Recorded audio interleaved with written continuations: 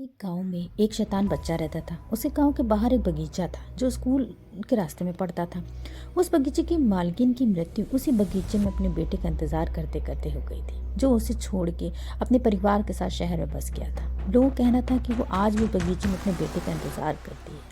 वो बच्चा, जिसका नाम सोनू था, इस बात का फायदा उठाता था और बच्चों को वहाँ ले जाकर डराया करता था और अपने स्कूल का सारा काम उनसे करवाता था।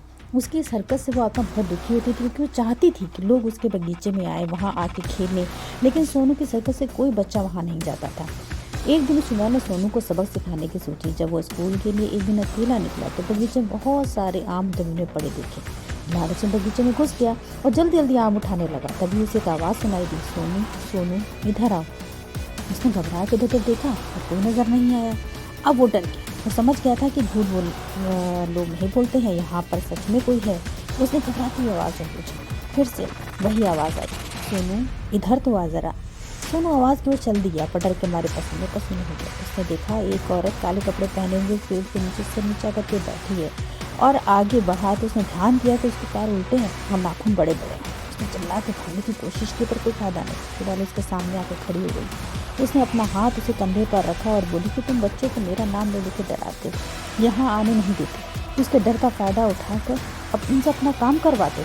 आज मैं तुम्हें खा जाऊंगी। जब से भूख तुम्हें पता है तुम्हें, आज तो मैं अपनी भूख मिटाऊंगी। सोनू को ऐसा लगा जैसे उसका सारा सर घूम रहा है और आंखों के अंधेरा छा गया। वो बड़ाता हुआ बोला, मुझे माफ़ कर दो, अब मैं कभी ऐसा नहीं करूँगा, मुझे जाने दो। थोड़ी देर बाद उसने आंखें खुली तो देखा एक बूढ़ी और मगर सुंदर सी दादी गोद में ज़मीन में लेटा है। घबरा के उठाया और उसने पहले कुछ कहता उससे पहले वो औरत बोली कि तो बताओ कैसी है ये चुड़ैल, और ज़ोर ज़ोर से हंसने लगी। सोनू घबराता हुआ बोला, आप चुड़ैल कहाँ हो? अब तो बहुत सुंदर हो। चुड़ैल तो शायद मैंने सपने में देखी थी।